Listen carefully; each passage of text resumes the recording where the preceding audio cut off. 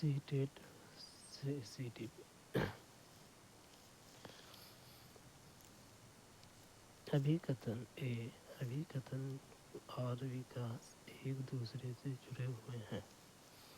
कारण और अधिगम विकास के लिए नई स्थिति सर्जित करता है। अभिकथन और विकास एक दूसरे से जुड़े हुए हैं। अधिगम विकास के लिए नई स्थिति सृजन करते हैं। ए और आर दोनों सही है। आर ए की सही व्याख्या करता है। अधिगम विभिन्न अनुभवों और शैक्षिक प्रक्रियाओं के माध्यम से ज्ञान, कौशल और समझ के अधिग्रहण को संदर्भित करता है। विकास शारीरिक, संज्ञानात्मक, संवेगात्मक और सामाजिक पहलुओं के संदर्भ में एक व्यक्ति के प्रगतिशील और निरंतर विकास को संदर्भित करता है। अधिगम और विकास आपस में एक दूसरे से जुड़े हुए हैं, क्योंकि अधिगम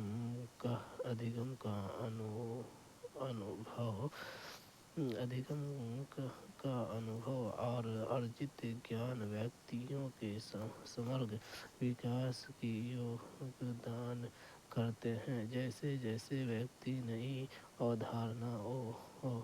अवधारणाओं, कौशल और दृष्टिकोणों का अध्ययन करते हैं, यह उनकी संज्ञानात्मक क्षमताओं को उत्तेजित करता है, उनकी समस्या समाधान के कौशल को बढ़ाता है और दुनिया की उनकी समझ को व्यापक बनाता है। यह कारण बताता है कि कैसे अधिगम विकास के उत्प्रेरक के रूप में कार्य करता है। जब व्यक्ति अधिगम के अनुभवों में संलग्न होते हैं तो वे नया ज्ञान, कौशल और दृष्टिकोण प्राप्त करते हैं। यह नया अधिगम पर व्यक्तियों को अपनी क्षमताओं को लागू करने और विस्तारित करने के अवसर प्रदान करता है। इस कारण उनके विकास के लिए नई स्थितियां सर्जित करता है।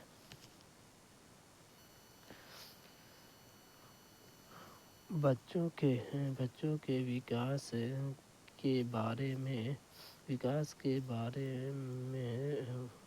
के बारे में कौन सा कथन सही है? विकास एक सहज रूप से होने वाली प्रक्रिया या किंतु इसे सुसाधित करने के लिए उपयुक्त परिवेश का होना आवश्यक है। विकास वंशानुगत कारकों के द्वारा पूर्व निश्चित होता है, वह इसमें बदलाव नहीं किया जा सकता। आनुवंशिकता की विकास में कोई भूमिका नहीं है। विकास की प्रक्रिया शिशुअवस्था के बाद ही प्रारंभ होती है। बच्चों के विकास के बारे में कौन सा कथन सही है? विकास एक सहज रूप से होने वाली प्रक्रिया है, किंतु इसे सुसाधित करने के लिए उपयुक्त परिवेश का होना आवश्यक है।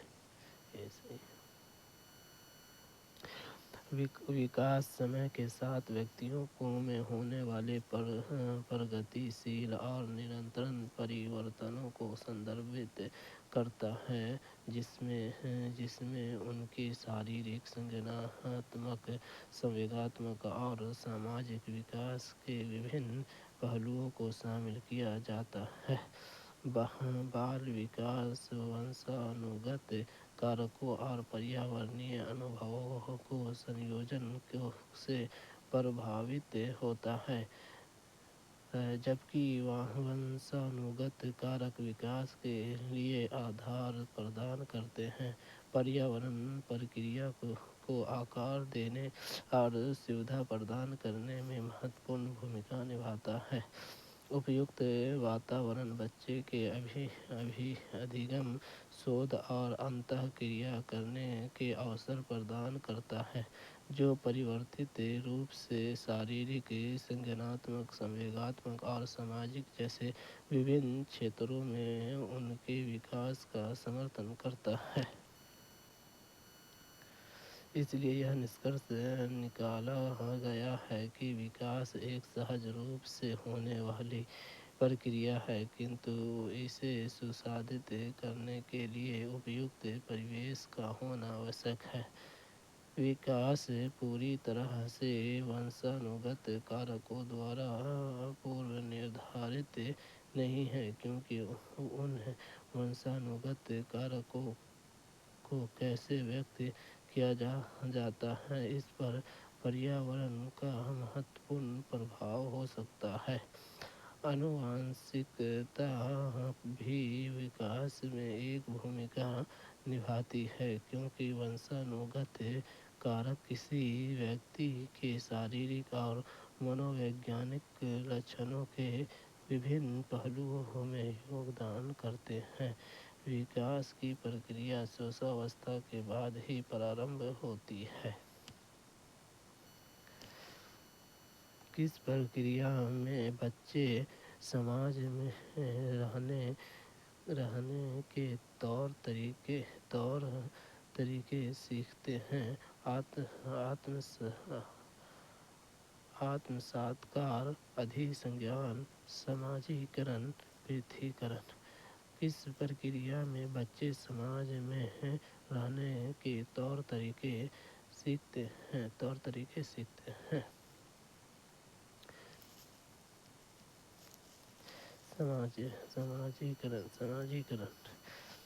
समाजीकरण उस प्रक्रिया के संदर्भित करता है जिसके माध्यम से व्यक्ति विशिष्ट बच्चे अपने समाज या सामाजिक समूहों के मानक मूल्यों, विश्वासों और व्यवहारों को सीखते हैं और उनका समायोजन करते हैं। समाजीकरण के दौरान बच्चे दूसरों के साथ अंतःक्रिया करना सीखते हैं, सामाजिक नियमों का पालन करते हैं और व्यापक सामाजिक संदर्भ में पहचान की भावना विकसित करते हैं। वे परिवार, साथियों, स्कूल, मीडिया और धार्मिक संस्थानों जैसे विभिन्न सामाजिक एजेंटों के माध्यम से भाषा, सामाजिक मानदंडों, रीति रिवाजों और विश्वासों को प्राप्त करते हैं।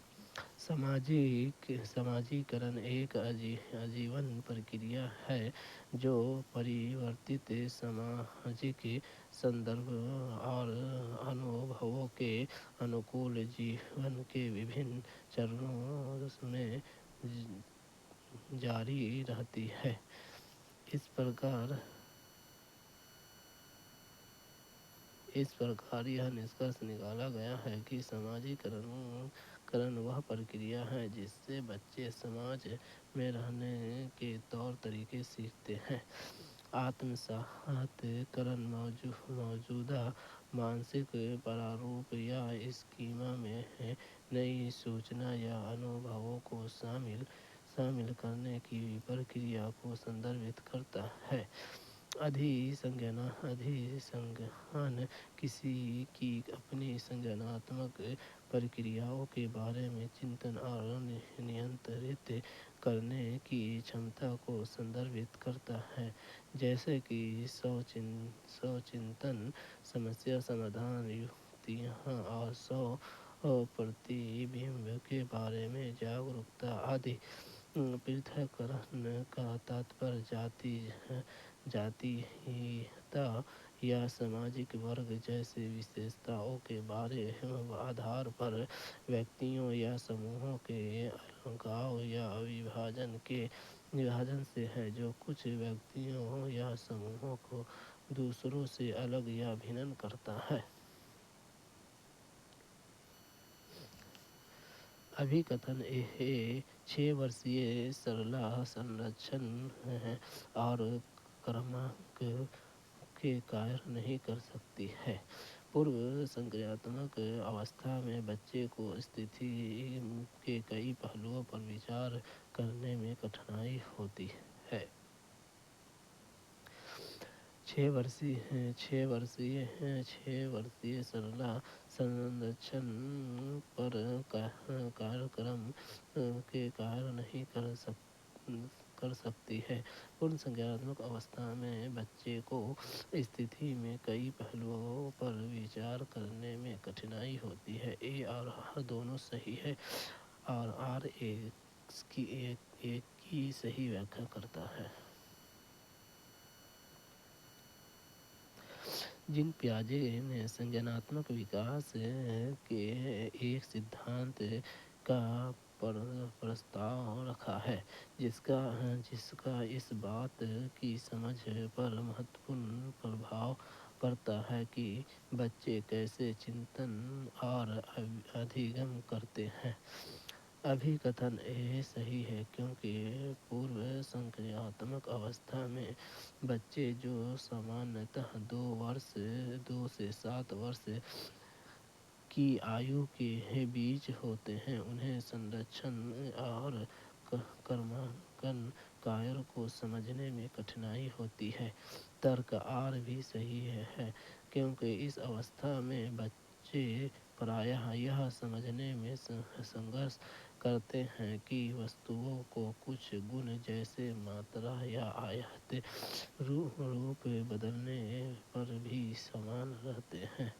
तर्क आर बताता है कि पूर्व संक्रियात्मक अवस्था जो पियाजे के सिद्धांत में पूर्व संक्रियात्मक अवस्था है में बच्चे को किसी स्थिति के कई पहलुओं पर विचार करने में कठिनाइयाँ होती है।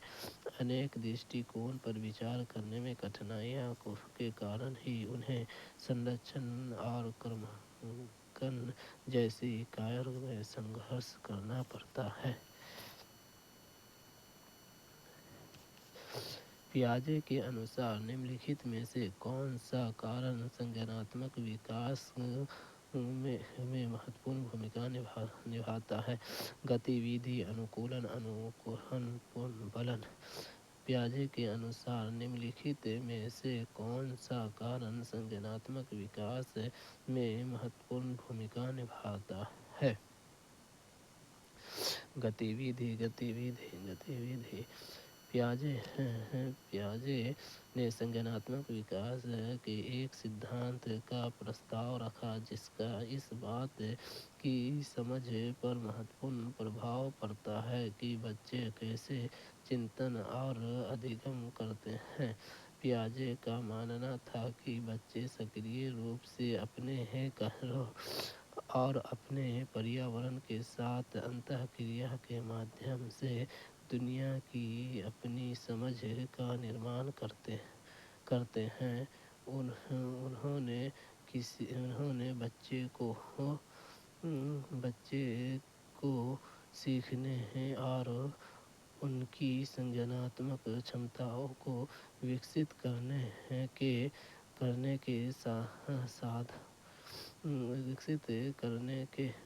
के साधन के रूप में हस्त गतिविधि आधारित अन्वेषण और वस्तुओं के हस्त कौशल के महत्व पर जोर दिया। गतिविधियों और अनुभवों में सक्रिय संबंध के माध्यम से बच्चे नई सूचना को आत्मसात करते हैं, अपनी मौजूदा संज्ञानात्मक संरचनाओं के अनुकूलित करते हैं और नए ज्ञान का निर्माण करते हैं। इसलिए यह निष्कर्ष निकाला गया कि पियाजे के अनुसार गतिविधि कारक संज्ञानात्मक विकास में महत्वपूर्ण भूमिका निभाता है। अनुकूलन से अभिप्राय सहचार के माध्यम से सीखने की प्रक्रिया से है, जहाँ व्यवहार किसी विशेष उद्दीपन या प्रतिक्रिया से जुड़ जाता है। अनुकरण दूसरे के कार्यों या व्यवहारों का अनुकरण या पुनरुक्ति करने के कार्यों को संदर्भित करता है। पुनर्बनन पुरस्कार या दंड के अनुप्रयोग के माध्यम से व्यवहार को प्रबल करने की प्रक्रिया को संदर्भित करता है। उम्मीद वह चॉकलेट नहीं खाता है जो उसके पिता मेहमानों के लिए लाए हैं, यह सोचकर कि अगर वह पकड़ा जाए तो क्या होगा। कोहलबर्ग के सिद्धांत के अनुसार उस उम्मीद नैतिक विकास के किस चरण में है। नैतिक संक्षेप अभियान, सजा और आज्ञाकारी अभिविन्यास। सार्वभौमिक नैतिक सिद्धांत अभिविन्यास, अच्छा लड़का अच्छी लड़की अभिविन्यास। उमेर वह चॉकलेट नहीं खाता है जो उसके पिता मेहमानों के लिए लाए हैं, यह सोचकर कि अगर वह पकड़ा जाएगा तो क्या होगा। कोहलबर्ग के सिद्धांत के अनुसार उमेर नैतिक विकास के किस चरण में है। सजा और आज्ञाकारी अभिविन्यास। सजा और आज्ञाकारी अभिविन्यास। कोहलबर्ग का सिद्धांत चरणों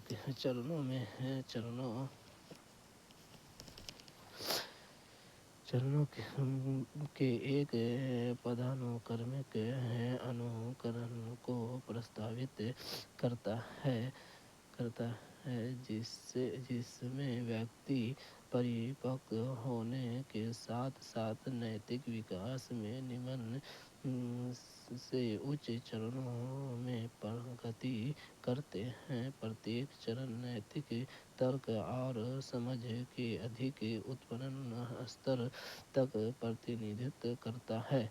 सजा और आज्ञाकारी अभिविन्यास चरण में व्यक्ति नैतिकता को सजा से बचने और प्राधिकरण को आंकड़ों का पालन करने के संदर्भ में देखते हैं।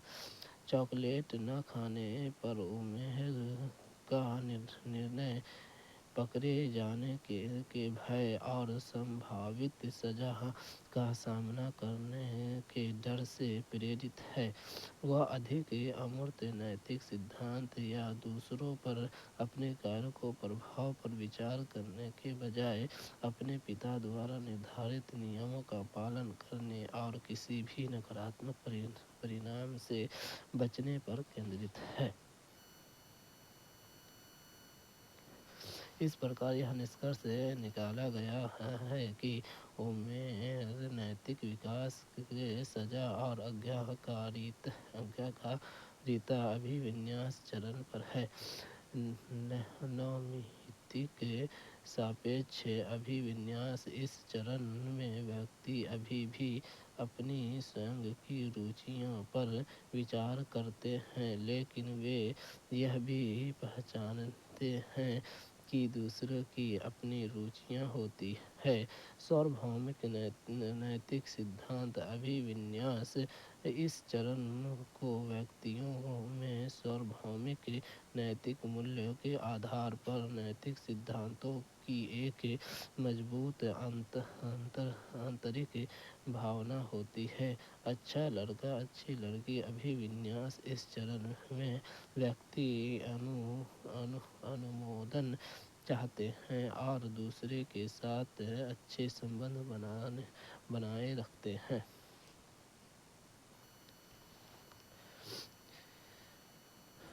किसने प्रतिपादित किया कि सीखने की प्रक्रिया तब होती है जब बच्चे अपने से ज़्यादा ज्ञान वाले समकक्षीय या वयस्कों के साथ साझी गतिविधियाँ करते हैं। B.F. स्किनर, जीन पियाजे, लेव वाइगोत्स्की, लॉरेंस कोहेलबर्ग।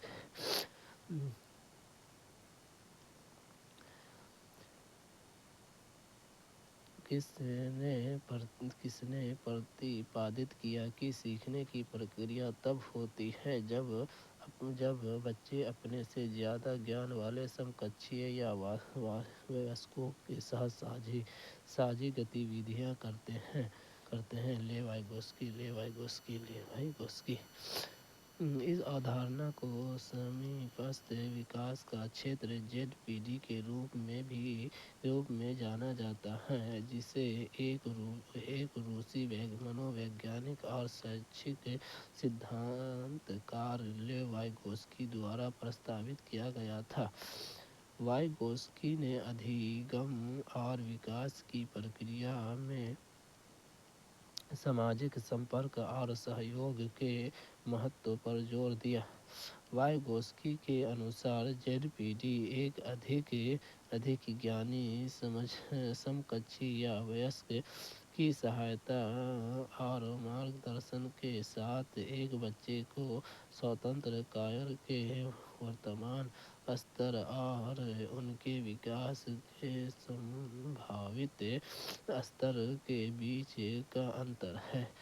अधिगम इस क्षेत्र के अंदर होता है क्योंकि बच्चा अधिक ज्ञानी व्यक्ति के साथ एक साझा गतिविधि में संलग्न होता है, जो बच्चे को उच्च स्तर की समझ और क्षमता की ओर बढ़ने में मदद करने के लिए पार का सहायता प्रदान करता है।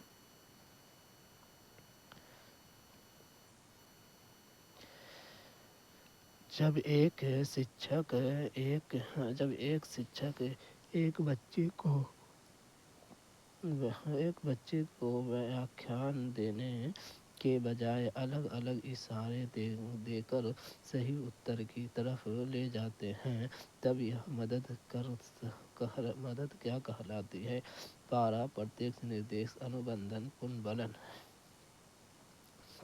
जब एक शिक्षक एक बच्चे को व्याख्यान देने के बजाय अलग अलग इशारे देकर सही उत्तर की तरफ ले जाते हैं, तब यह मदद क्या कहलाती है? पारा इसका फुल नेम।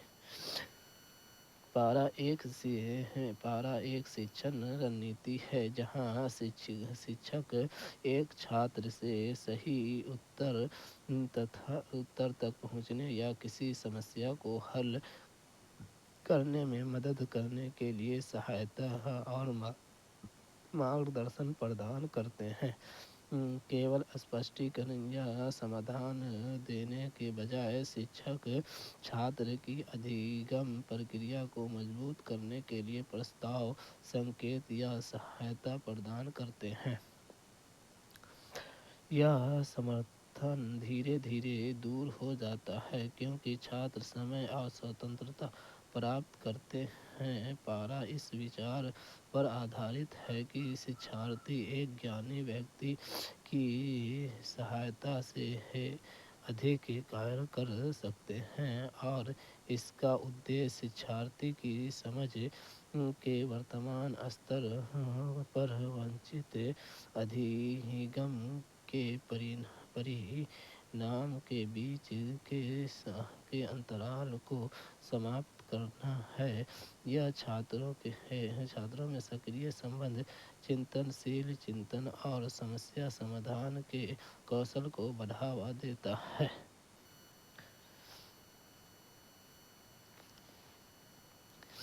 प्रगतिशील कक्षा में अधिगम का निर्माण सक्रिय रूप से छात्रों द्वारा स्वयं किया जाता है, शिक्षक द्वारा निर्देशित किया जाता है और छात्र उसको निष्क्रिय प्राप्तकर्ता होते हैं। उद्दीपन और प्रतिक्रिया के युग्म व अनुबंधन से तब होता है जब छात्रों को सकारात्मक पुनर्बलन दिया जाता है। प्रगतिशील कक्षा में अधिगम का निर्माण सक्रिय रूप से छात्रों द्वारा स्वयं किया जाता है। एक प्रगतिशील कक्षा एक शैक्षिक वातावरण है जो प्रगतिशील शिक्षा के सिद्धांत का पालन करता है। इसके विशेषताएं छात्र केंद्रित अधिगम, सक्रिय संबंध और समग्र विकास पर ध्यान केंद्रित करना है। शिक्षा के प्रगतिशील उपागम में छात्रों को अपनी स्वयं की सीखने की प्रक्रिया में सक्रिय भाग लेने के लिए प्रोत्साहित किया जाता है। उन्हें व्यावहारिक गतिविधियों, विचार विमर्श और सहयोगात्मक परियोजनाओं के माध्यम से ज्ञान का पता लगाने, पूछताछ करने और खोजने का अवसर दिया जाता है। शिक्षक एक सुविधाकर्ताओं के रूप में कार्यरत एवं मार्गदर्शक और सहायता प्रदान करते हैं, लेकिन छात्र अपनी शिक्षा का स्वामित्व लेते हैं और विषय वस्तु की अपनी समझ के निर्माण में सक्रिय रूप से शामिल होते हैं। यह उपागम छात्रों के लिए गहन और अधिक सार्थक अधिगम के अनुभव को बढ़ावा देते हुए चिंतनशील चिंतन, सृजनात्मकता और सक्रिय संबंध को बढ़ावा देता है। हार्वर्ड गार्डन ने कौन सी धारणा को चुनौती दी?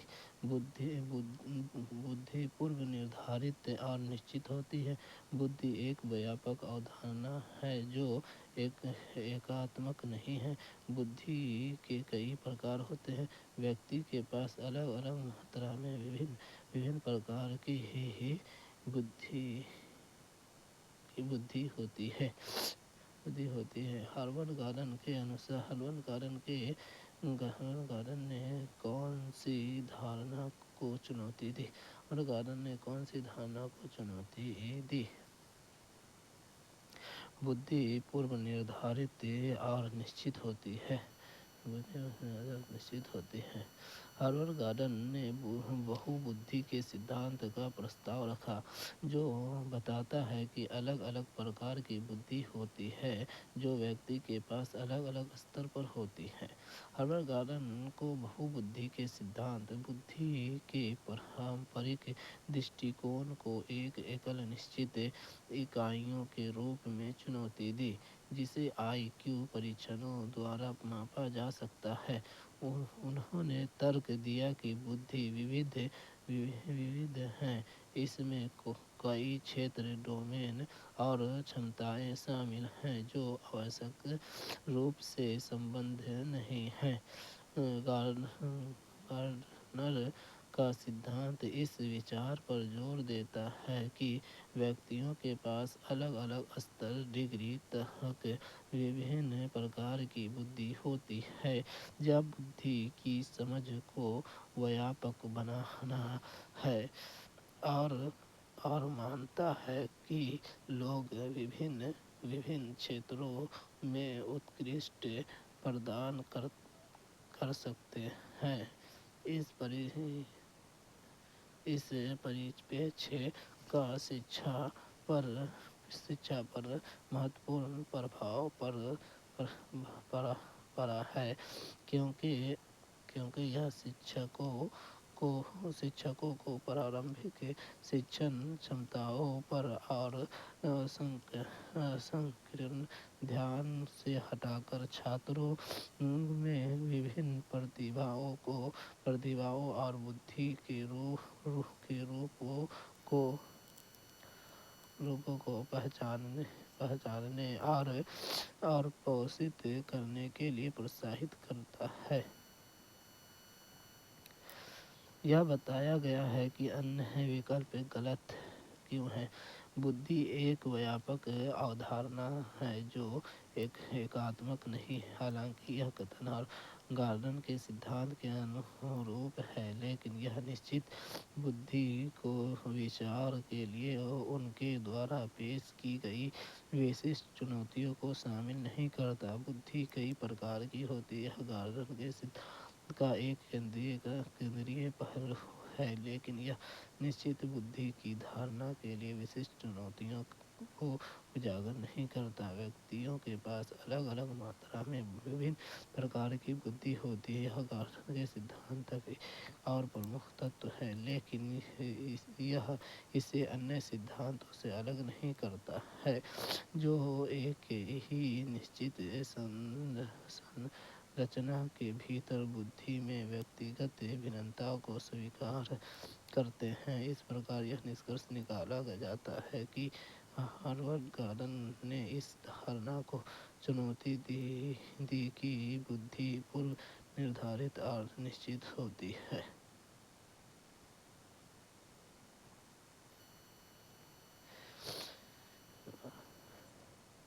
डैश वाले व्यक्ति डैश वाले व्यक्ति डैश वाले व्यक्ति उत्कृष्ट तर्क कौशल, अमूर्त विचार और पैटर्न के आधार पर अनुमान लगाने की क्षमता प्रदर्शित करते हैं। तर्क, गणितीय बुद्धि, शारीरिक गति, संवेदी बुद्धि, अंतर्व्यक्तिगत बुद्धि, भाषाई बुद्धि। डैश है डैश वाले व्यक्ति उत्कृष्ट तर्क कौशल, अमूर्त विचार और पैटर्न के आधार पर अनुमान लगाने की क्षमता प्रदर्शित करते हैं। तर्क और गणितीय बुद्धि। हार्वर्ड गार्डन के बहुबुद्धि के सिद्धांत का प्रस्ताव है कि बुद्धि एक एकल एकीकृत इकाई नहीं है, बल्कि विभिन्न प्रकार की बुद्धि का एक संयोजन है। तर्क, गणितीय बुद्धि वाले व्यक्ति उत्कृष्ट तर्क कौशल, अमूर्त विचार और पैटर्न के आधार पर अनुमान लगाने की क्षमता प्रदर्शित करते हैं।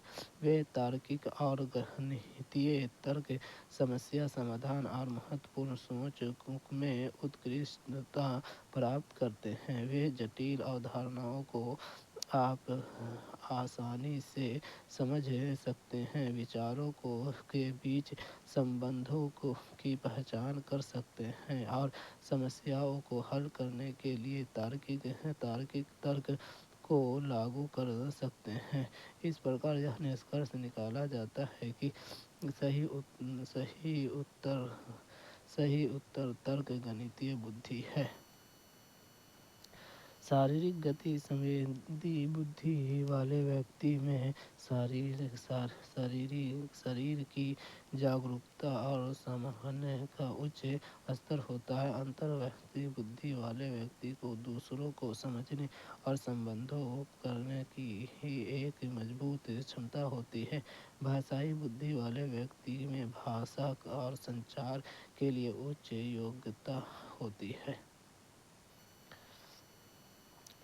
लेवाइगोस्की के सिद्धांत के अनुसार स्ववाचक जो हमारी सोच व व्यवहार को दिशा देता है कहलाता है तथा उसे डैश किया जाना चाहिए। निजी संवाद प्रोत्साहित, आत्म-केंद्रित संवाद प्रोत्साहित, निजी संवाद हतोत्साहित, आत्म-केंद्रित हतोत्साहित है। लेवाइगोस्की के सिद्धांत के अनुसार स्ववाचक जो हमारी सोच को व्यवहार को दिशा देता है डैश कहलाता है तथा उसे डैश किया जाना चाहिए। लेवाइगोस्की के सिद्धांत के अनुसार स्ववाचक जो हमारी सोच को व्यवहार की दिशा देता है निजी संवाद कहलाता है तथा उसे प्रोत्साहित किया जाना चाहिए। लेवाइगोस्की एक प्रमुख रूसी मनोवैज्ञानिक और संज्ञानात्मक विकास का समाजशास्त्रीय सिद्धांत के संस्थापक थे। उनके सिद्धांतों ने बच्चे को संज्ञानात्मक विकास के सामाजिक संपर्क और सांस्कृतिक संदर्भ की भूमिका पर जोर दिया। लेवाइगोस्की के सिद्धांत में सहवाचक आत्म-चर्चा, जो हमारी सोच व व्यवहार को दिशा देता निजी संवाद कहलाता है। वाइगोस्की के अनुसार निजी संवाद बच्चे के संज्ञानात्मक विकास के लिए एक महत्वपूर्ण उपकरण है।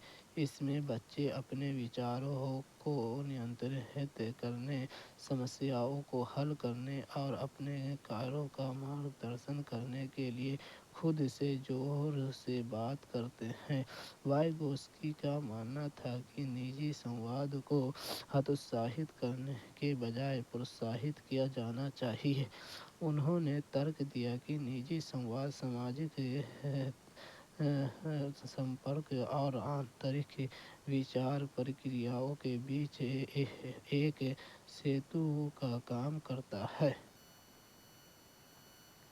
निजी संवाद में संलग्न होने से बच्चे अपनी सोच को आंतरिक और विनियमित करने में सक्षम होते हैं। धीरे धीरे बाह्य संवाद से आंतरिक विचार में परिवर्तित हो जाते हैं। इस प्रकार यह निष्कर्ष निकाला गया है कि लेवाइगोस्की के सिद्धांतों के अनुसार सहवाचक, जो हमारे सोच व व्यवहार को दिशा देता है, निजी संवाद कहलाता है तथा उसे प्रोत्साहित किया जाना चाहिए। कथन है, माध्यमिक स्कूल में शिक्षकों को लड़कों के भाषा पढ़ने के बजाय गणित व विज्ञान के विषयों में पढ़ने के लिए प्रोत्साहित करना चाहिए। लड़कों में भाषा को पढ़ने की जन्मजात क्षमता नहीं होती है।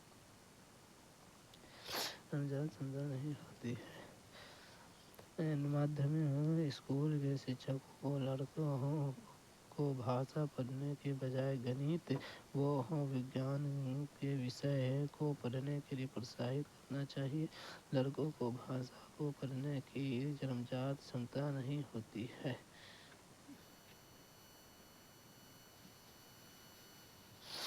एक समावेशी एक और सहायक अधिगम के माहौल को बढ़ावा देने के लिए लैंगिक समानता और चुनौतीपूर्ण रूढ़िवादिता को बढ़ावा देना महत्वपूर्ण है।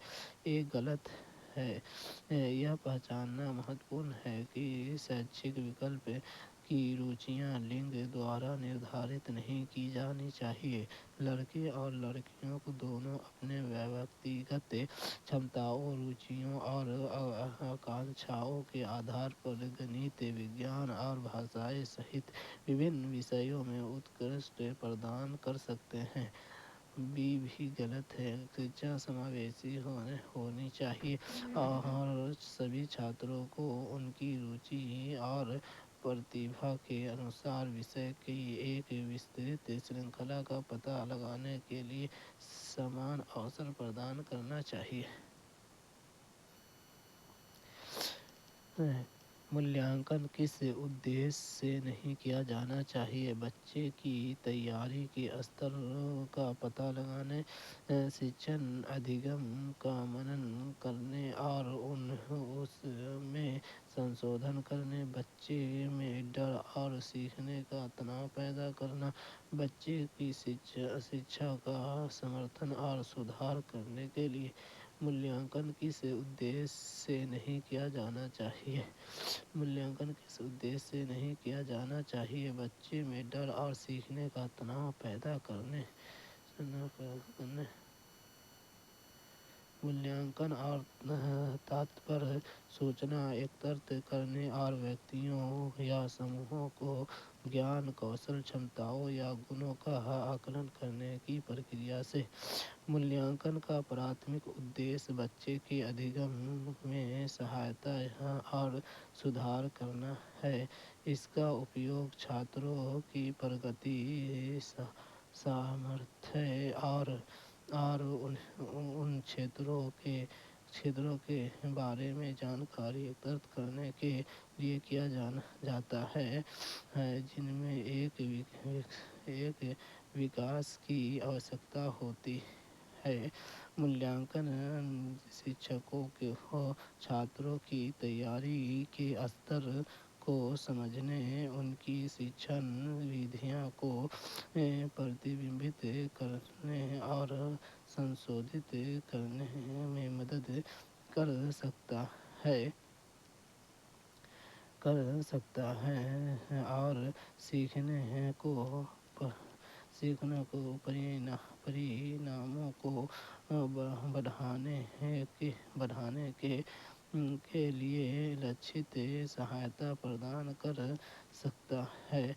मूल्यांकन एक निष्पक्ष, सहायक और रचनात्मक तरीकों से किया जाना चाहिए। यह सुनिश्चित करते हुए कि यह छात्रों में अनावश्यक तनाव या डर पैदा नहीं करता है। प्रतिक्रिया प्रदान करने विकास के लिए क्षेत्रों के पहचान करने हैं और सकारात्मक सीखने के लिए माहौल को बढ़ावा देने पर ध्यान केंद्रित किया जाना चाहिए। इस प्रकार यह निष्कर्ष निकाला गया है कि मूल्यांकन बच्चे में डर और सीखने का तनाव पैदा करने के लिए नहीं किया जाना चाहिए। एक कक्षा परीक्षण के दौरान एक शिक्षिका ने पाया कि अधिकांश छात्र ने अवधारणा आधारित प्रश्न का उत्तर गलत दिया है। शिक्षक को चाहिए कि वह बच्चे को डांटे और अधिक मेहनत करने को कहे। माता पिता को बुलाकर शिकायत करे कि बच्चे पढ़ाई नहीं कर रहे हैं। विद्यार्थी को प्रश्न के उत्तर कई बार लिखने को कहे। छात्रों की सोच में वैचारिक चुनौतियों का पता लगाए और उसके अनुसार पढ़ाए। एक कक्षा परीक्षण के दौरान एक शिक्षक ने पाया कि अधिकांश छात्र ने अवधारणाओं आधारित प्रश्न का उत्तर गलत दिया है। शिक्षक को चाहिए कि वह छात्रों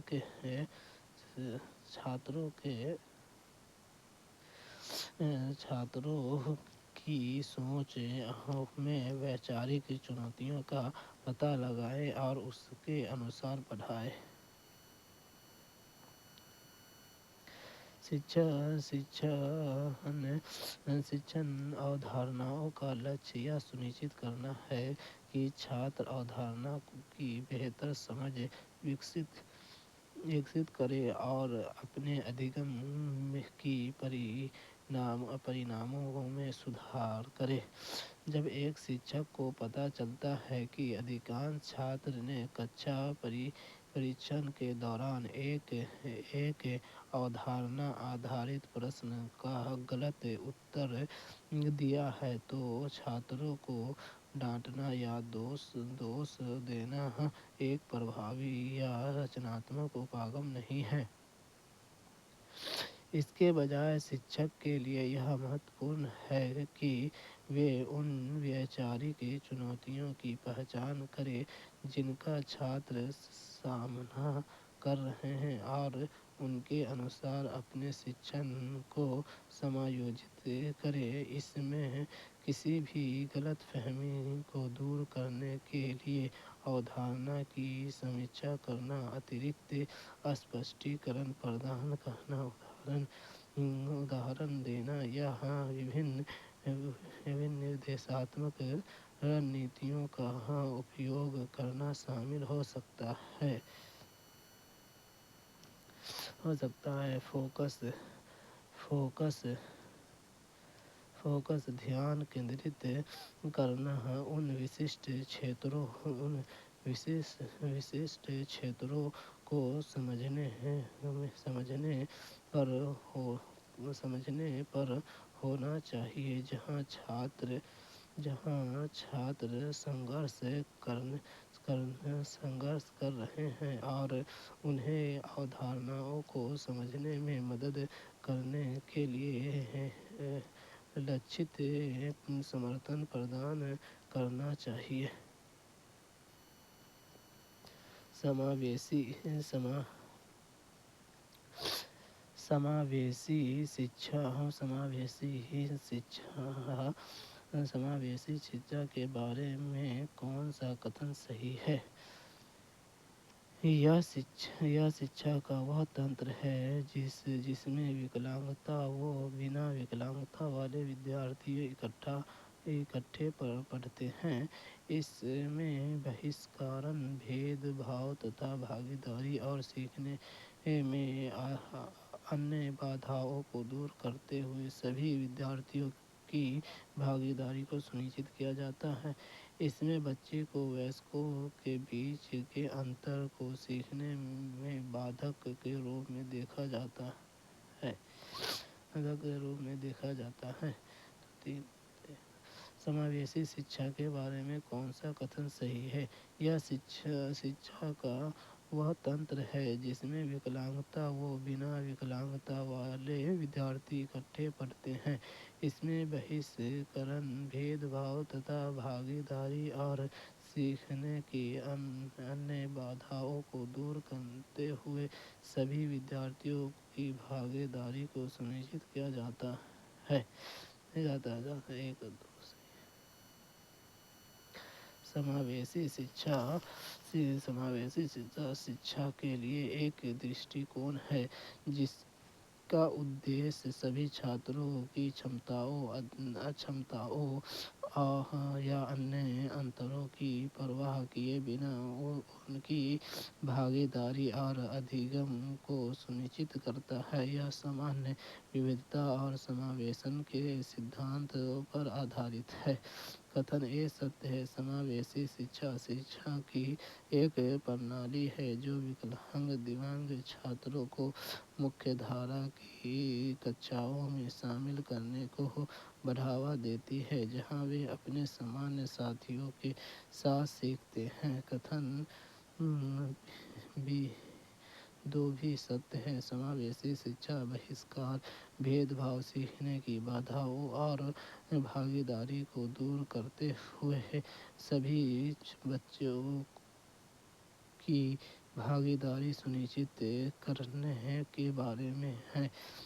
इसका उद्देश्य है एक वातावरण बनाना है जहाँ सभी छात्रों को उनकी क्षमताओं की परवाह किए बिना सीखने और बढ़ने के समान अवसर हो। कथन 3 सत्य नहीं है। समावेशी शिक्षा बच्चे को वयस्कों के बीच अंतरों के सीखने में बाधा के रूप में नहीं देखती है।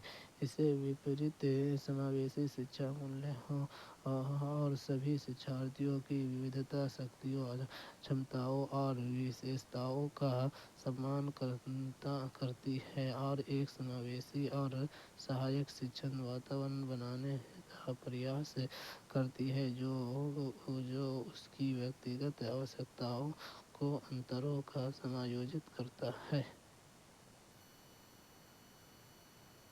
एक शिक्षिका को विविध बच्चे की कक्षा में जिसमें हाशिए पर समुदाय से आने वाले बच्चे भी शामिल है क्या करना चाहिए? इस व्यक्ति को विभिन्नताओं को नजरअंदाज करना चाहिए ये सभी सांस्कृतिक भिन्नताएं मिटाने के लिए कार्य करने चाहिए। मानना चाहिए कि विभिन्नता कमियां नहीं है। जो बच्चे सीख सकते हैं उनको पहचान कर केवल उन्हें पर ध्यान देना चाहिए। एक शिक्षिका को विविध बच्चे की कक्षा में जिसमें हाशियाए हैं पर समुदाय से आने वाले बच्चे भी शामिल हैं। क्या करना चाहिए है मानना चाहिए कि विविधताएं कमियां नहीं है। मानना चाहिए कि विभिन्नताएं कमियां नहीं है।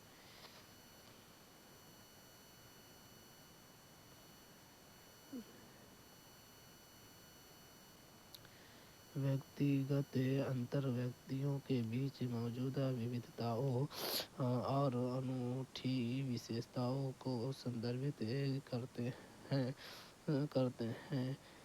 वंचित समुदाय के बच्चे सहित विविध बच्चों की एक कक्षा में एक शिक्षक के लिए यह पहचानना आवश्यक है कि छात्रों के बीच विभिन्नता कमियां नहीं है। प्रत्येक छात्र कक्षा में अद्वितीय योग्यताएं, क्षमताएं, अनुभव और सांस्कृतिक पृष्ठभूमि लाता है।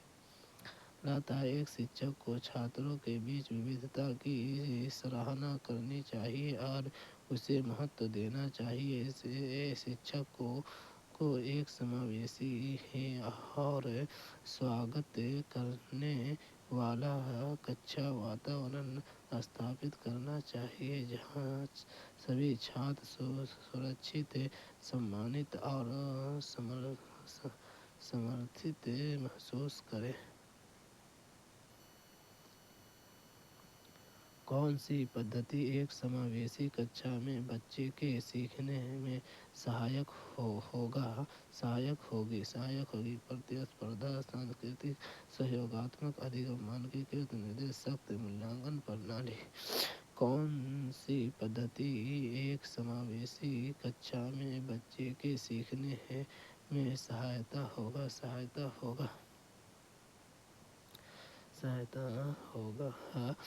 सहयोगात्मक अधिगम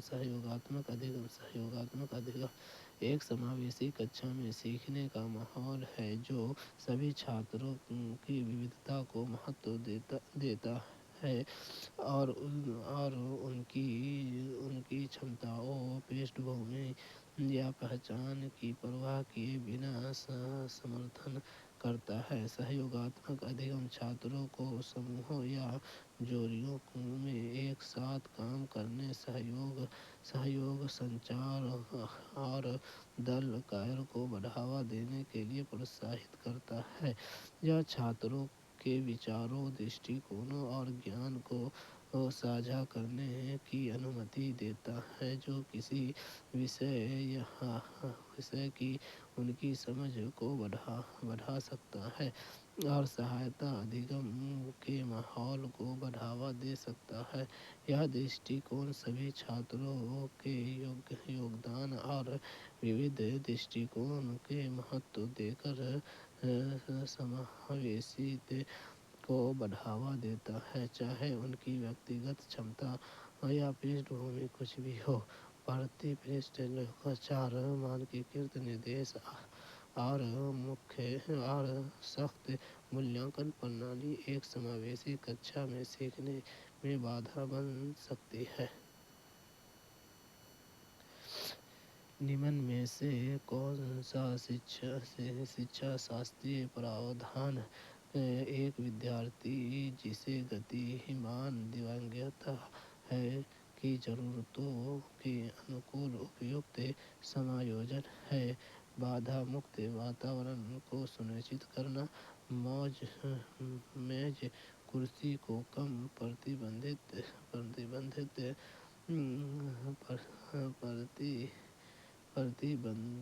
प्रतिबंधात्मक तरीके से सरकार आने जाने को सुगम बनाना, मूल्यांकन की विविध पद्धतियों का प्रयोग।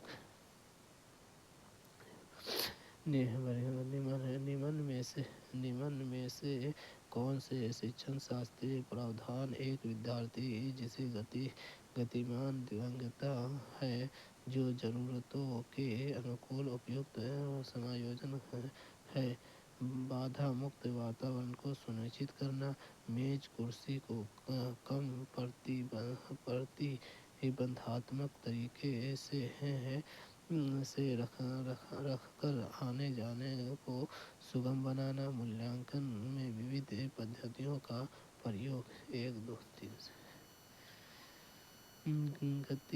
गतिमान दिव्यांगता निचले अंगों ऊपर अंगों या दोनों के कामकाज में हानि या सीमाओं को संदर्भित करती है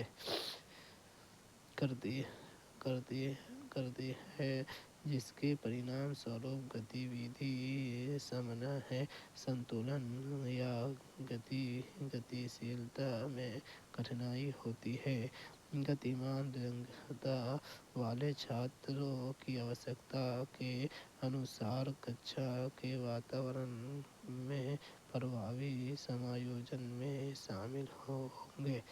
बाधा मुक्त वातावरण को सुनिश्चित करना, इसमें यह सुनिश्चित करना शामिल है कि कक्षा और स्कूल का वातावरण सुलभ है और भौतिक बाधाओं से मुक्त है जो चलने में अक्षम छात्रों की आवाजाही और भागीदारी में बाधा बन सकता है। इसमें रैंप, एलिवेटर, चौड़े दरवाजे, सुलभ टॉयलेट और अन्य संशोधन शामिल हो सकते हैं जो छात्रों को स्वतंत्र रूप से उस स्थान में संचालन करने में सक्षम बनाते हैं। मेज कुर्सी को कम प्रतिबंधात्मक तरीके से रखकर आने जाने को सुगम बनाना, कक्षा को फर्नीचर को इस तरह से व्यवस्थित किया जाना चाहिए कि चलने में अक्षम छात्रों को बिना किसी बाधा के स्वतंत्र रूप से आने जाने की अनुमति मिले। इसमें व्यापक गलियारे बनाना शामिल हो सकता है। गतिशीलता के लिए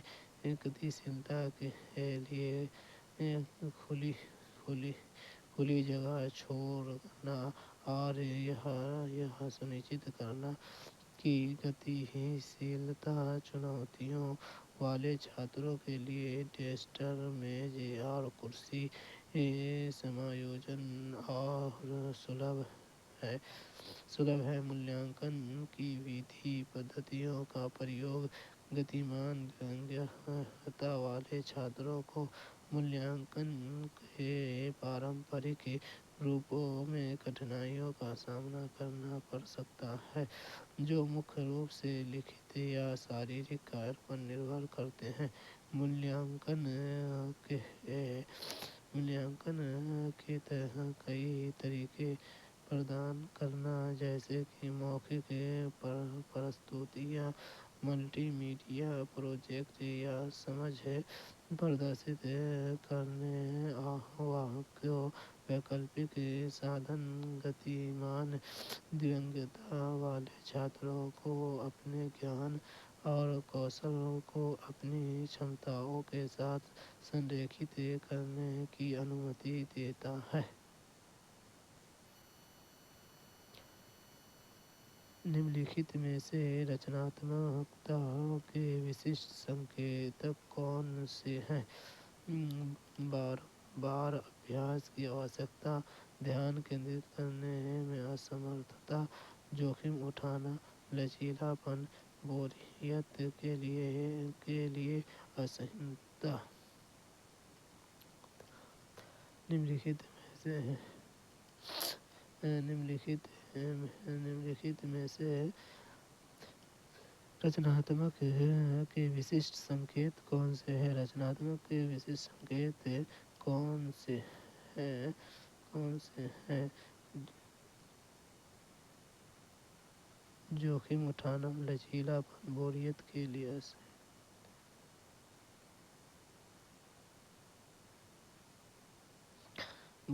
लिए असहनता। 3, 4, 5।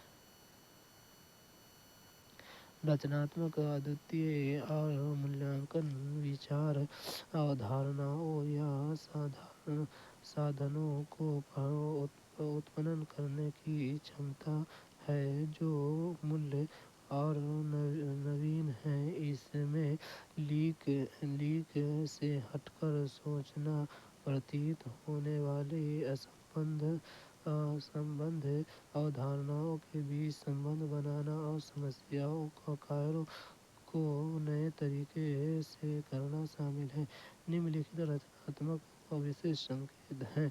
जोखिम उठाना, रचनात्मकता में किसी के सुविधा क्षेत्र से बाहर निकलना, जोखिम उठाना और नई संभावनाओं को अपनाना शामिल है। रचनात्मक व्यक्ति अक्सर मानदंडों को चुनौती देने,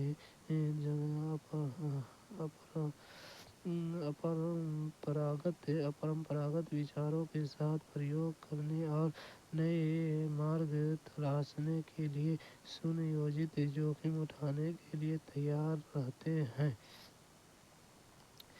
लचीलापन, रचनात्मक सोच को लचीलेपन और विविध दृष्टिकोण से समस्याओं या चुनौतियों का सामना करने की क्षमता से निकटता से जुड़ी हुई है। रचनात्मक व्यक्ति नए विचारों के लिए खुले हैं, परिवर्तन के अनुकूल हैं और वैकल्पिक समाधानों या दृष्टिकोणों पर विचार करने के इच्छुक हैं। बोरियत के लिए असहिष्णुता, रचनात्मक व्यक्तियों में अक्सर सांसारिक या दोहराव वाले कार्य के लिए कम सहनशीलता होती है और वे उत्तेजक और आकर्षक अनुभवों की तलाश करते हैं। वे खुद को मानसिक रूप से चुनौती देने को तरीके खोजने लगते हैं और सक्रिय रूप से अपनी खोज में नवीनतम और उत्साह की तलाश करते हैं। एक सामाजिक रचनावादी कक्ष में शिक्षक डैश होता है और समूह कार्य को सुविधाजनक बनाने के लिए मेज और डेस्क डैश होती है। गतिशील,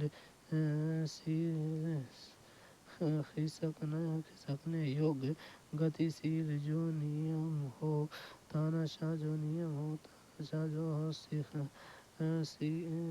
खिसकने योग्य हो। एक सामाजिक रचनावादी कक्ष में शिक्षक गतिशील हो और समूह कार्य को सुविधाजनक बनाने के लिए मेज या डेस्क खिसकाने योग्य होते हैं। एक सामाजिक रचनावादी कक्ष में शिक्षक एक सुविधादाता और मार्गदर्शक की भूमिका निभाता है, जबकि छात्र सामाजिक अंतःक्रिया और हाथों द्वारा अनुभवों के माध्यम से सक्रिय रूप से अपने ज्ञान और समझ का निर्माण करते हैं। शिक्षण और अधिगम के लिए एक सामाजिक रचनात्मक उपागम के अंतर्गत सक्रिय सहभागिता, सहयोग और छात्र केंद्रित शिक्षण पर बल छात्र केंद्रित शिक्षण पर बल दिया जाता है। शिक्षक एक सुविधादाता की भूमिका निभाता है। छात्रों का मार्गदर्शन और समर्थन करता है क्योंकि वह अपने सहकर्मियों और अधिगम के वातावरण के साथ सार्थक अंतःक्रिया के समाधान क्रिया के माध्यम से अपनी समझ का निर्माण करते हैं। सहयोगात्मक अधिगम और समूह कार्य को बढ़ावा देने के लिए कक्षा में मेज और डेस्क जैसे फर्नीचर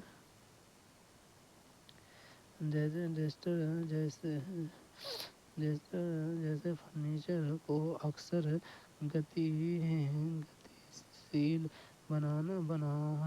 गतिशील बनाया जाता है। यह लचीलापन छात्रों को छोटे समूहों का निर्माण करने या विभिन्न नियमों में से एक साथ कार्य करने के लिए फर्नीचर को आसानी से पुनर्व्यवस्थित करने की अनुमति देता है, जो उसकी सहयोगी गतिविधियों का सर्वोत्तम रूप से समर्थन करता है। इस प्रकार यह निष्कर्ष निकाला गया है कि एक सामाजिक रचनावादी कक्षा में शिक्षक प्रगतिशील होता है और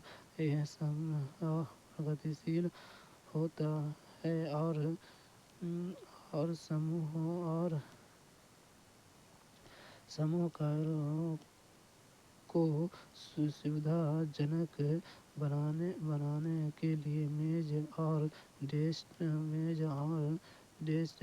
खिसकाने योग्य होते हैं। कथन ए अधिगम को व्यवहार में एक स्थायी और मापने योग्य परिवर्तन तक सीमित करना समस्यात्मक है। कारण अधिगम एक जटिल क्रिया है जिसमें आंतरिक रूप से होने वाली प्रक्रिया भी शामिल है। सही विकल्प का चयन कीजिए। कथन ए अधिगम को व्यवहार में एक स्थायी और मापने योग्य परिवर्तन तक सीमित करना समस्यात्मक है। सही। कारण अधिगम एक जटिल क्रिया है जिसमें आंतरिक रूप से होने वाली प्रक्रिया भी शामिल है। सही। और दोनों सही है और एक का सही स्पष्टीकरण है। अधिगम अध्ययन, अनुभव या शिक्षण के माध्यम से ज्ञान, कौशल, दृष्टिकोण या दक्षताओं को प्राप्त करने की प्रक्रिया है। कथन ए अधिगम को व्यवहार में एक स्थायी और मापने योग्य परिवर्तन तक सीमित करना समस्यात्मक है। यह सत्य है क्योंकि अधिगम में केवल देखने योग्य क्रियाओं को कहीं अधिक शामिल होता है। इसमें ज्ञान अर्जन, समझ और वैचारिक विकास जैसी आंतरिक प्रक्रियाएं शामिल है। यह आंतरिक परिवर्तन व्यवहार अवलोकन के माध्यम से तुरंत या सीधे मापने योग्य नहीं हो सकते हैं।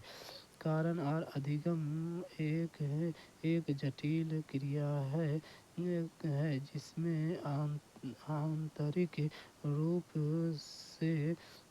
से होने वाली प्रक्रियाएं भी शामिल हैं। यह प्रत्यक्ष रूप से कथन का समर्थन और व्याख्यान करता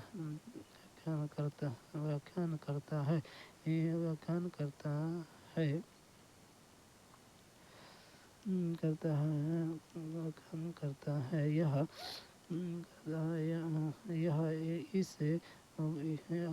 यह इस बात पर प्रकाश डालता है कि अधिगम में प्रश्नोत्तर प्रश्न संज्ञानात्मक परिवर्तन शामिल होते हैं जो केवल अवलोकन योग्य व्यवहार संशोधनों से परे जाकर समझ और बुद्धि में योगदान करते हैं। अनुभवात्मक अधिगम किस पर बल देता है? अधिगम में पुनर्बलन की भूमिका। प्रयोगात्मक अधिगम में महत्व। अधिगम एक प्रक्रिया नहीं अपितु एक उत्पाद है। ड्रिल और यांत्रिक अभ्यास। अनुभवात्मक अधिगम किस पर बल देता है? अनुभवात्मक अधिगम किस पर बल देता है? प्रायोगिक अधिगम के महत्व।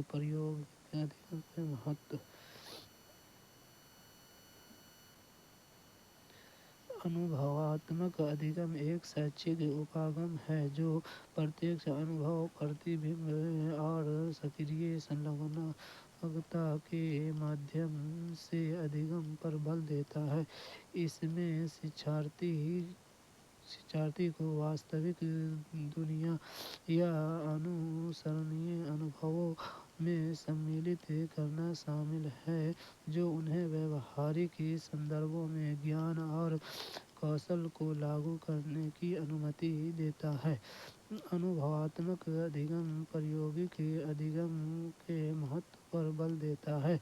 यह स्वीकार करता है कि वास्तविक दुनिया या अनुसरणीय अनुभवों में सक्रिय संलग्नता और प्रत्यक्ष सहभागिता की समझ को गहन कर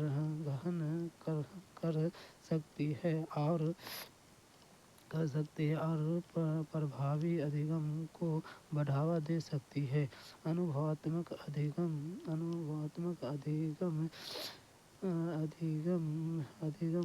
पूर्ण रूप से बाह्य पुनर्बलन पर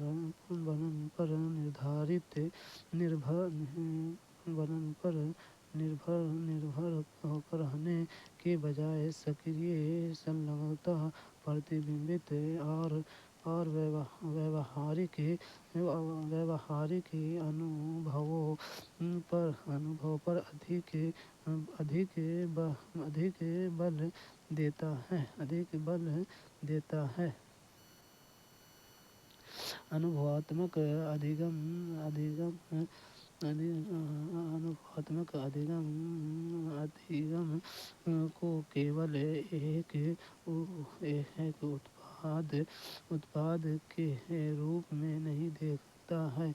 इसके बजाय यह स्वीकार करता है कि अधिगम एक सतत प्रक्रिया है जिसमें सक्रिय संलग्नता, प्रतिबिंब और ज्ञान और समझ का निर्माण शामिल है। यह ड्रिल और यांत्रिक अभ्यास पर बल नहीं देता है। यह सक्रिय संलग्नता, आलोचनात्मक चिंतन, समस्या समाधान और व्यावहारिक संदर्भों में ज्ञान को अनुप्रयोग पर अधिक ध्यान केंद्रित करता है। जब छात्र विद्यालय की अपेक्षाओं के अनुसार प्रदर्शन करने में सक्षम नहीं होते हैं तो विद्यालय को सबसे पहले किस पर ध्यान देना चाहिए? इन बच्चों की कमियों पर, माता पिता के आर्थिक पृष्ठभूमि पर, माता पिता की सामाजिक पृष्ठभूमि पर, विद्यालय और कक्षा का वातावरण और लोकाचार। और जब छात्र विद्यालय की अपेक्षा के अनुसार प्रदर्शन करने में समर्थ नहीं होते हैं तो विद्यार्थियों को सबसे पहले किस पर ध्यान केंद्रित करना चाहिए। विद्यालय और कक्षा का वातावरण और लोकाचार। छात्र के प्रदर्शन में बाधा डालने वाले किसी भी कारण की पहचान करने के लिए विद्यालय के समग्र वातावरण, शिक्षण विधियों और कक्षा प्रथाओं की जांच करनी चाहिए। जब छात्र विद्यालय की अपेक्षाओं के अनुसार प्रदर्शन करने में सक्षम नहीं होते हैं तो विद्यालय के लिए यह महत्वपूर्ण है कि उन्हें सबसे पहले विद्यालय और कक्षा के वातावरण और लोकाचार पर ध्यान केंद्रित करना चाहिए। इसमें उपयोग की जाने वाली निर्देशात्मक रणनीतियों, पाठ्यक्रम, मूल्यांकन विधियों, कक्षा प्रबंधन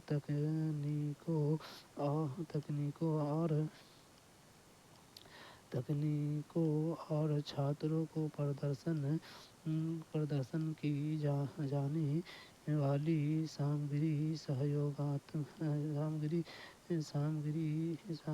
सहायता प्रणाली जैसे पहलुओं पर विचार करना चाहिए। विचार करना शामिल है। विद्यालय और कक्षा के वातावरण पर ध्यान केंद्रित करके यह समझने पर बल दिया जाता है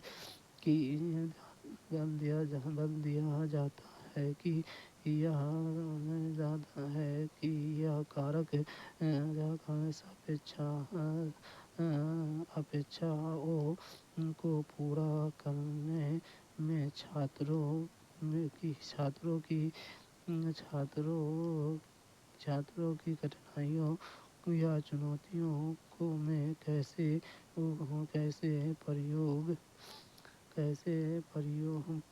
योगदान दे सकते हैं। यह उन क्षेत्रों की पहचान करने की अनुमति देता है जिसमें छात्र अधिगम और सफलता को बेहतर समर्थन देने के लिए सुविधा या समायोजन की आवश्यकता हो सकती है। निम्नलिखित में से कौन सा समस्या समाधान में हेउरिस्टिक का उपयोग का वर्णन करता है? लक्ष्य को प्राप्त करने के लिए चरण दर चरण प्रक्रिया निर्धारित है। समस्या को कई मध्यवर्ती लक्ष्यों में विभाजित किया जाता है और फिर प्रत्येक उप लक्ष्य को हल करने पर ध्यान केंद्रित करता है। छात्र लक्ष्य से शुरू करते हैं और अनसुलझी प्रारंभिक समस्या पर वापस जाते हैं। विद्यार्थी अपनी खोज को उन स्थितियों के समाधान के लिए सीमित कर देते हैं जिनमें कुछ ऐसी स्थिति है जिसका आप वर्तमान में सामना कर रहे हैं। निम्नलिखित में से कौन सा समस्या समाधान में हेउरिस्टिक के उपयोग का वर्णन करता है?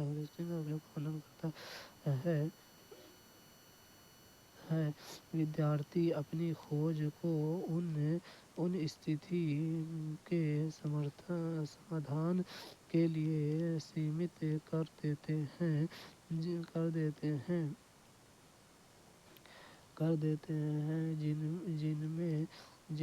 कुछ ऐसी स्थिति है जिसका आप वर्तमान में सामना कर रहे हैं।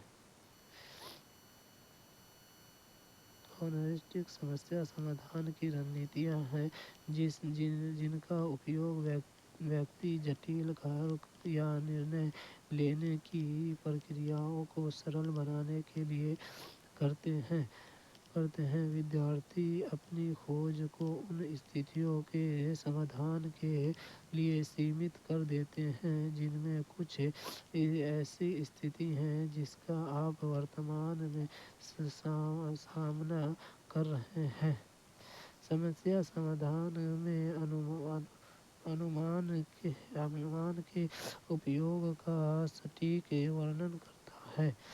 हॉरिस्टिक अक्सर पिछले अनुभव या ज्ञान का उपयोग करती है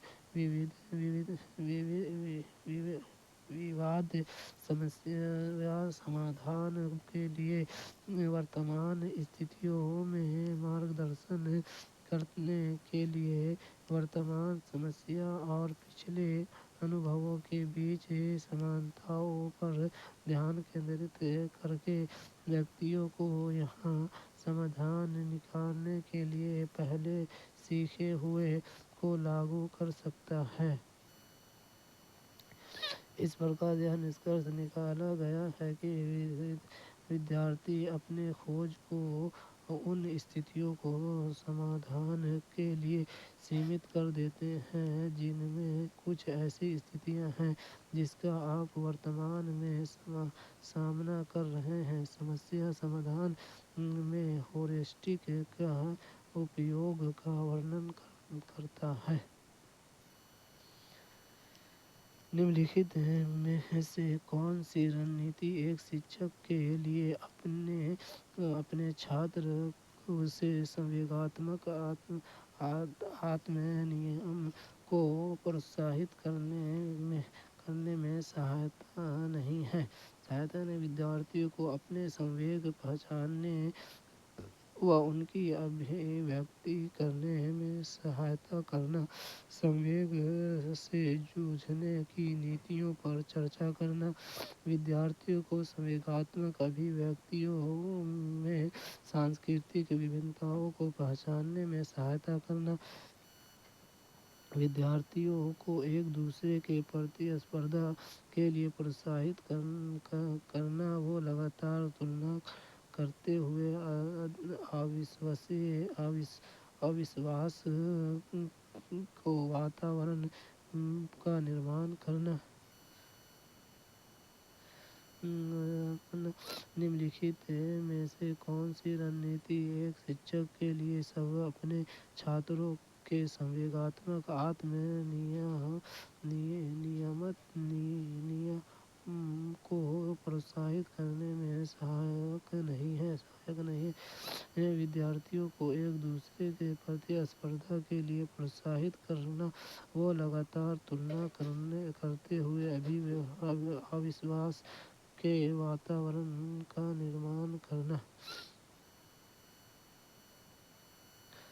संवेगात्मक आत्म नियम विभिन्न स्थितियों के अनुकूल होने भलाई बनाए रखने और प्रभावी निर्णय लेने और समस्या समाधान में संलग्न होने के लिए अपनी भावनाओं को प्रबंधित करने और नियंत्रित करने की क्षमता को संदर्भित करता है। छात्रों में संवेगात्मक आत्म नियम को प्रोत्साहित करने के लिए एक शिक्षक के लिए सहायक रणनीतियाँ निम्नलिखित हैं।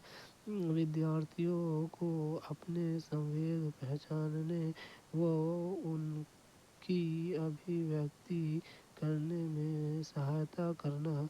यह रणनीति संवेगात्मक जागरूकता का समर्थन करती है और छात्रों को स्वस्थ और रचनात्मक तरीके से अपनी भावनाओं को पहचानने और व्यक्त करने की क्षमता विकसित करने में सहायक करती है। संवेगों से जूझने की नीतियों पर चर्चा करना। इस रणनीति में छात्रों को उनके संवेगों को प्रभावी ढंग से प्रबंधित करने और उनका सामना करने के लिए व्यवहारिक तकनीकों का शिक्षण शामिल है। यह उन्हें विभिन्न स्थितियों में अपनी भावनाओं को नियंत्रित करने के लिए उपकरणों और रणनीतियों के साथ सशक्त बनाता है। विद्यार्थियों को संवेगात्मक अभिव्यक्ति में सांस्कृतिक विभिन्नताओं को पहचानने में सहायता करना। यह रणनीति विभिन्न संस्कृतियों में संभावनाओं को व्यक्त करने के विविध तरीकों को स्वीकार करने और सम्मान करने, समझ और सहानुभूति को बढ़ावा देती है। इस प्रकार यह निष्कर्ष निकाला गया है कि विद्यार्थियों एक दूसरे से प्रतिस्पर्धा के लिए प्रोत्साहित करना व लगातार तुलना करने हेतु अविश्वसनीय के वातावरण का निर्माण करना एक शिक्षक के लिए अपने छात्रों को संवेगात्मक आत्म नियमित को प्रोत्साहित करने के लिए सहायक नहीं है। छात्रों के बीच प्रतियोगिता को प्रोत्साहित करना और निरंतर तुलना करना तनाव, दबाव और असुरक्षा के वातावरण का निर्णय कर सकता है। यह संवेगात्मक कल्याण के लिए हानिकारक हो सकता है और संवेगात्मक स्व-नियमन कौशल के विकास में बाधा बन सकता है। इससे छात्र में चिंता, आत्म संदेह और विश्वास की कमी में वृद्धि हो सकती है। अधिगम के लक्ष्यों के लिए बच्चे को प्रोत्साहित करने का एक प्रभावी तरीका है परीक्षा में अच्छे अंक लाने के लिए उन पर दबाव डालना। उनके प्रदर्शन में हमेशा उनके समकक्षों की तुलना करना। हर व्यवहार के लिए पुरस्कार या सजा प्रस्तुत करना। उनमें अधिगम के लिए प्रेम, आनंद और उत्सुकता उत्पन्न करना। अधिगम के लिए बच्चे को प्रोत्साहित करने का एक प्रभावी तरीका है उनमें अधिगम के लिए प्रेम, आनंद और उत्सुकता उत्पन्न करना। अधिगम का वातावरण भौतिक, सामाजिक और मनोवैज्ञानिक संदर्भों को संदर्भित करता है जिसमें अधिगम की क्रिया सम्मिलित होती है। अधिगम के लिए प्रेम, आनंद और उत्सुकता उत्पन्न करने से एक सकारात्मक और आकर्षक वातावरण बनता है। जब बच्चे में अधिगम के लिए एक वास्तविक प्रेम विकसित होता है तो वे ज्ञान और कौशल को पता लगाने, पूछताछ करने और खोजने के लिए प्रेरित होते हैं। उनकी जिज्ञासा को प्रोत्साहित करने और अधिगम को सुखद अनुभव बनाने से आंतरिक प्रेरणा, संलग्नता और अधिगम को लेकर आजीवन प्रेम को बढ़ावा मिल सकता है।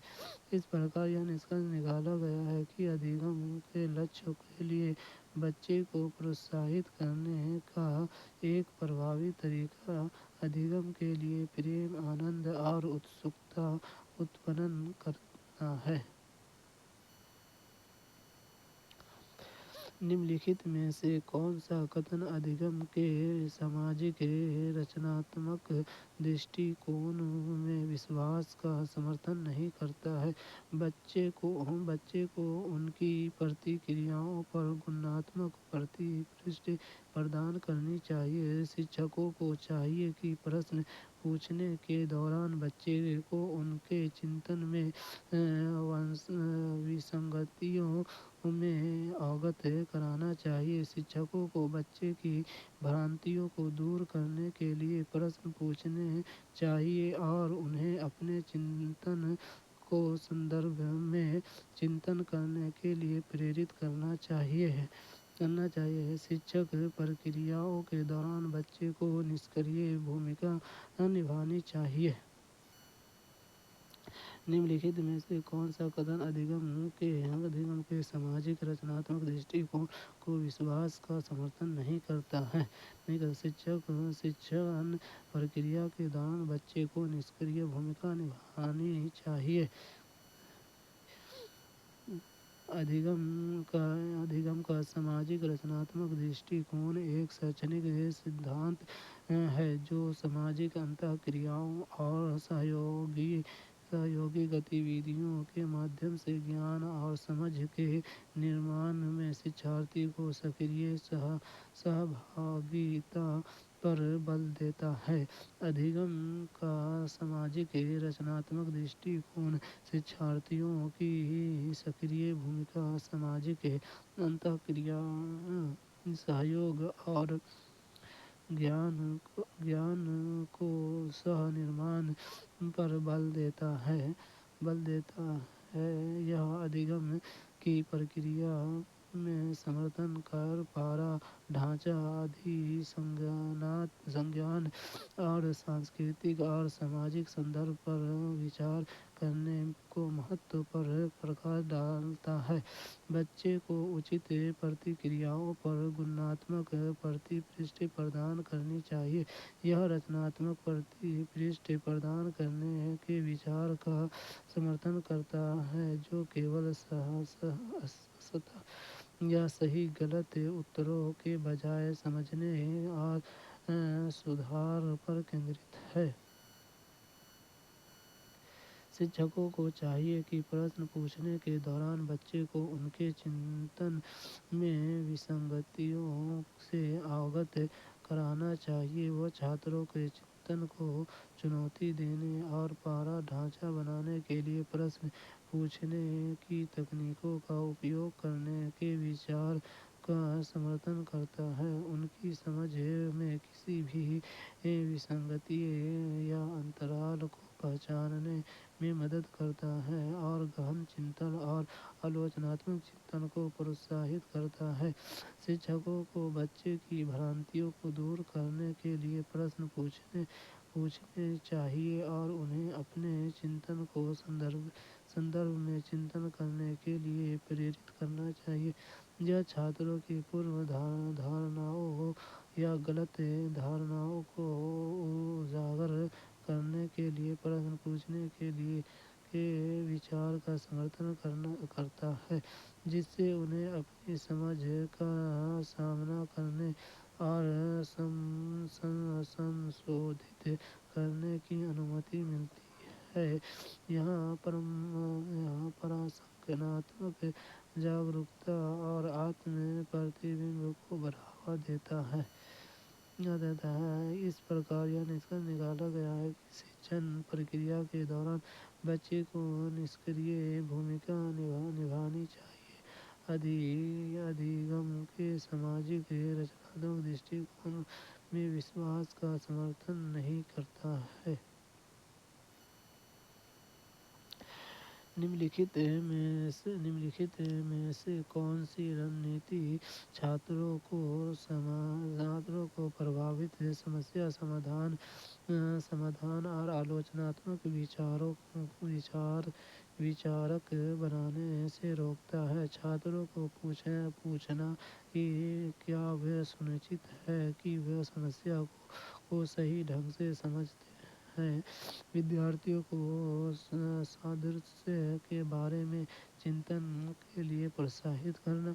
किसी अन्य के द्वारा चिंतन करने के बजाय छात्रों को खुद से चिंतन करने के लिए प्रेरित करना। छात्रों को समस्या को केवल एक ही तरीके से देखने के लिए प्रोत्साहित करना और निर्धारित किए गए समाधान पर ध्यान केंद्रित करना।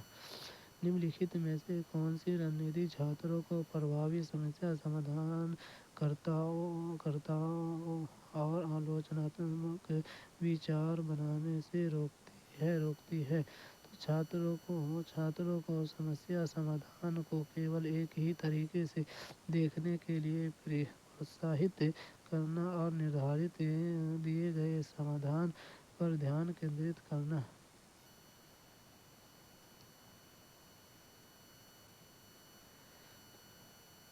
समस्या समाधान समस्याओं और चुनौतियों को पहचानना, विश्लेषण और प्रभावी समाधान खोजने की संज्ञानात्मक प्रक्रिया है। इसमें बाधाओं को दूर करने और वांछित लक्ष्य को प्राप्त करने के लिए तार्किक तर्कना, आलोचनात्मक चिंतन और रचनात्मकता का उपयोग करना शामिल है। प्रभावी समस्या समाधान और आलोचनात्मक चिंतन कौशल के विकास का समर्थन करने के लिए सूचीबद्ध रणनीतियाँ निम्नलिखित हैं। छात्रों से पूछना कि क्या वे सुनिश्चित हैं कि वे समस्या को सही ढंग से समझते हैं, या छात्रों को समस्या की अपनी समझ और प्रतिबिंब करने के लिए प्रेरित करता है, और उन्हें समस्या समाधान प्रक्रिया के साथ आगे बढ़ने से पहले किसी भी गलत धारणा या अनिश्चितता को स्पष्ट करने के लिए प्रोत्साहित करता है। विद्यार्थी को सादृश्य के बारे में चिंतन के लिए प्रोत्साहित करना। यह रणनीति संज्ञानात्मक लचीलेपन को बढ़ावा देती है और छात्रों को विभिन्न अवधारणाओं के बीच संबंध बनाने और ज्ञान को एक पक्ष से दूसरे पक्ष पर लागू करने के लिए प्रोत्साहित करती है। यह रचनात्मक समस्या समाधान को बढ़ावा देता है और छात्रों के चिंतन का विस्तार करता है। किसी अन्य के द्वारा चिंतन करने के बजाय छात्रों को खुद से चिंतन के लिए प्रेरित करना। यह रणनीति छात्रों के वास्तव और समस्या समाधान प्रक्रिया को स्वामित्व को बढ़ावा देती है। यह छात्रों को सक्रिय भूमिका निभाने, आलोचनात्मक रूप से चिंतन, जानकारी का विश्लेषण करने और अपने स्वयं को समाधान उत्पन्न करने के लिए प्रोत्साहित करता है। यह स्वतंत्र समस्या समाधान कौशल के विकास का समर्थन करता है। इस प्रकार यह निष्कर्ष निकाला गया है कि छात्रों को समस्या को केवल एक ही तरीके से देखने के लिए प्रोत्साहित करना और निर्धारित दिए गए समाधान पर ध्यान केंद्रित करना छात्रों को प्रभावी समस्या समाधानकर्ताओं और महत्वपूर्ण विचारक बनने से रोकता है। छात्रों को समस्या को केवल एक ही तरीके से देखने के लिए प्रोत्साहित करना और निर्धारित दिए गए समाधान पर ध्यान केंद्रित करना कारण उसकी आलोचनात्मक रूप से चिंतन क्षमता को सीमित करता है और उसकी रचनात्मकता का दमन करता है। एक माध्यमिक विद्यालय के शिक्षक के रूप में आप अपने विद्यार्थियों में आंतरिक अभिप्रेरणा में वृद्धि किस प्रकार कर सकते हैं? प्रतिस्पर्धा को बढ़ावा देकर, अवांछनीय व्यवहार को दंडित करके, अधिगम के लिए आनंद का समावेशन करके, भौतिकवादी पुरस्कार देकर। एक माध्यमिक विद्यालय के शिक्षक के रूप में आप अपने विद्यार्थियों में आंतरिक अभिप्रेरणा में वृद्धि किस प्रकार कर सकते हैं? किस प्रकार अधिगम के लिए आनंद का समावेश करना। एक माध्यमिक विद्यालय के शिक्षक के रूप में ऐसी कई रणनीतियाँ हैं जिनका उपयोग आप अपने छात्रों में आंतरिक अभिप्रेरणा की वृद्धि के लिए कर सकते हैं। हालांकि यह ध्यान रखना महत्वपूर्ण है कि आंतरिक अभिप्रेरणा व्यक्ति के भीतर से आती है और व्यक्तिगत रुचि, आनंद और उपलब्धियों की भावना से प्रेरित होती है। अधिगम के लिए आनंद का समावेशन करना एक सकारात्मक और आकर्षक अधिगम के वातावरण में वृद्धि करना जहाँ छात्र विषयों और गतिविधियों के बारे में उत्तेजित और उत्साह से पूर्ण महसूस करते हैं। अधिगम को अर्थपूर्ण और आनंददायक बनाने के लिए व्यावहारिक अनुभव, वास्तविक दुनिया से अंतःक्रिया और छात्रों की रुचि को सम्मिलित करना चाहिए। छात्रों को उपलब्धियों का जश्न और उन्हें उनकी प्रगति पर गर्व करने के लिए प्रोत्साहित करना चाहिए। खुली संलग्नता, स्वायत्तता और व्यक्तिगत उपलब्धियों की भावना को बढ़ावा देने वाली रणनीतियों पर ध्यान केंद्रित करके आप अपने छात्रों में आंतरिक अभिप्रेरणा में वृद्धि करने और एक सहायक और अभिप्रेरक अधिगम के वातावरण निर्माण करने में मदद कर सकते हैं।